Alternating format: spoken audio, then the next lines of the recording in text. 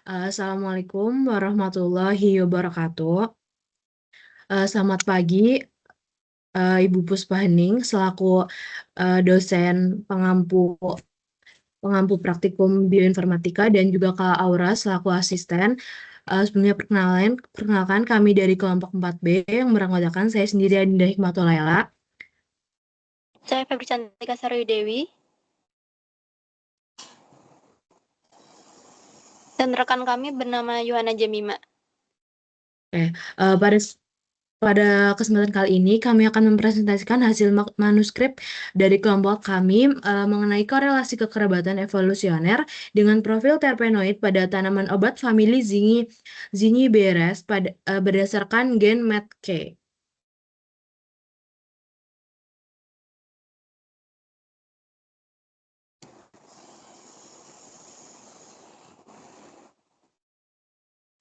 Untuk pendahuluan, famili Zingiberaceae merupakan kelompok tanaman obat yang banyak dimanfaatkan sebagai bahan pengobatan tradisional, rempah-rempah, dan juga minuman herbal karena kaya akan senyawa metabolit sekunder yang bersifat bioaktif.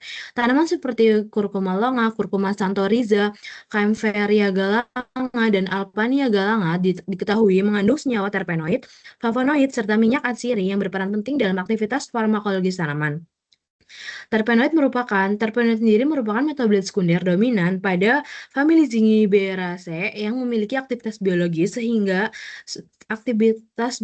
sebagai antioksidan, antiinflamasi, antimikroba, hingga anti kanker sehingga berpotensi dikembangkan dalam bidang fitofarmaka modern. Profil metabolit sekunder juga dapat digunakan sebagai penanda kemotaksonomi karena spesies yang berkerabat dekat cenderung memiliki jalur biosintesis dan juga komposisi senyawa yang serupa.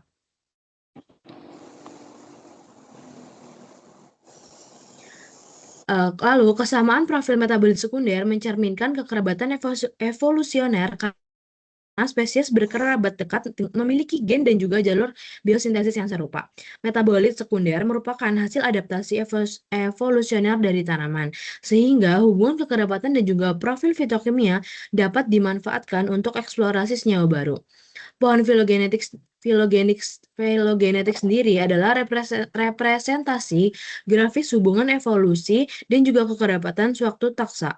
Gen marker MATK umum digunakan untuk identifikasi dan juga analisis filogenetik tanaman karena memiliki resolusi baik pada tingkat spesies maupun antar spesies. Gen marker MATK menggunakan gen MATK sebagai barcode inti karena memiliki laju evolusi yang cepat.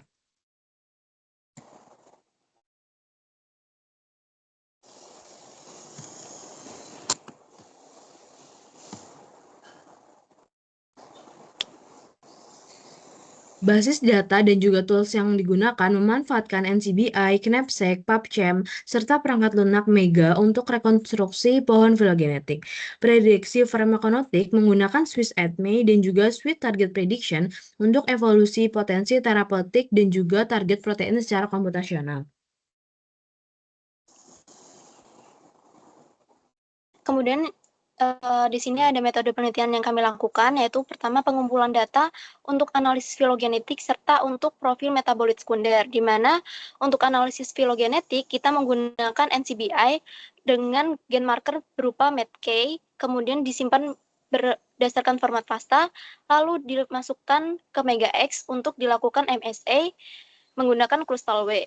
Kemudian dilakukan rekonstruksi pohon filogenetik menggunakan metode Naguer joining. Kemudian untuk profil metabolit itu menggunakan Knapsack serta dianalisis lebih lanjut menggunakan Swiss-ATME sama Swiss Target Prediction. Kemudian di sini kita akan membahas mengenai hasil dari distance matrix dan juga hasil pohon filogenetik, di mana dapat dilihat di sini hasil distance matrix itu yang merupakan kekerabatan paling dekat itu berupa Curcuma santoriza dan Curcuma longa. Dan juga dapat dilihat berdasarkan pohon filogenetik, bootstrap dari keduanya itu berada di 96%, yang mana menandakan bahwa keduanya itu berada di kekerabatan yang sangat dekat, dan itu sesuai di mana Curcuma santoriza dan Curcuma longa itu merupakan dalam satu genus, yaitu Curcuma. Kemudian dapat dilihat di bootstrap yang B ini, merupakan bootstrap dari outgroup yaitu Piper betle yang merupakan genus dari selain kurkuma dan merupakan dari family lain. Kemudian berikut adalah data dari berdasarkan knapsack, di mana dapat dilihat dari kurkuma longas dan juga ini kurkuma santoriza itu berada di golongan metabolit sekunder yang sama, yaitu terpenoids, di mana termasuk dalam golongan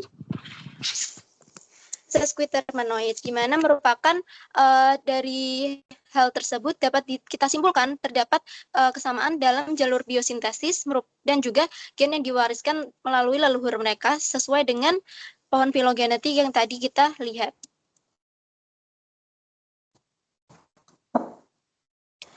Kemudian ini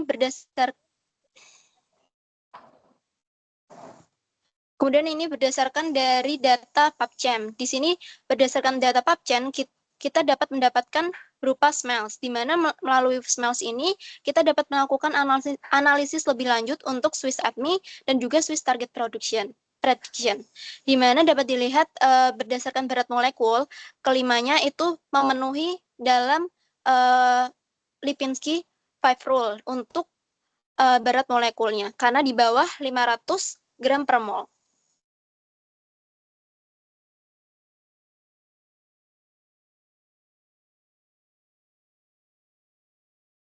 Nah, selanjutnya ini ada gambar 5, yaitu pengamatan berdasarkan Swiss ADME senyawa metabolit sekunder dari capsnack.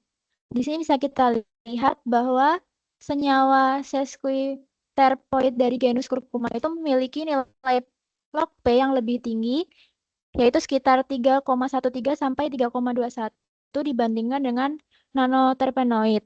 Nah, nilai log P yang tinggi ini menunjukkan sifat lipofilik atau hidrofobik yang besar, sehingga berpotensi lebih baik dalam menembus membran biologis.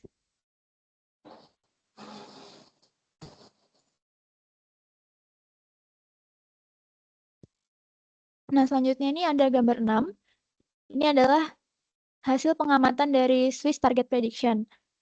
Nah, di sini bisa kita lihat kalau protein sitokrom P450-19A1 atau disebut aromatase dan ada enzim DNA polimerase beta. Nah, di sini kita bisa lihat bahwa afinitas terhadap aromatase itu menunjukkan potensi sebagai agen terapi kanker payudara yang bergantung pada estrogen.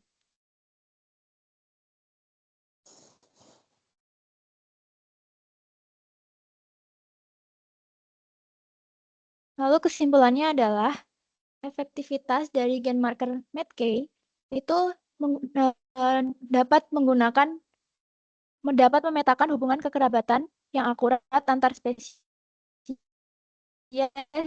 hingga CAE, di mana genus curcuma menunjukkan kemiripan genetik yang tertinggi. Lalu ada korelasi positif genetik dan fitokimia, di mana kekerabatan evolusioner berkorelasi positif dengan profil metabolit sekunder, dan spesies yang berkerabat dekat cenderung memiliki komposisi senyawa kimia yang serupa.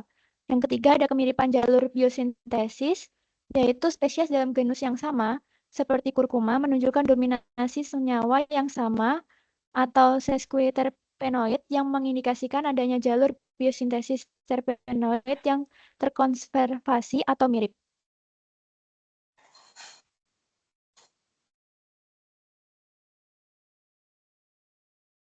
Berikut merupakan daftar isi yang merupakan daftar pustaka yang kelompok kami gunakan.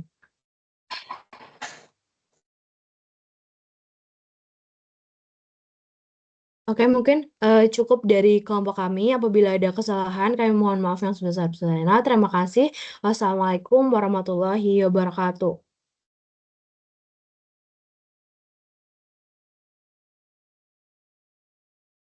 Udah kan? Udah. Yeay. Saya.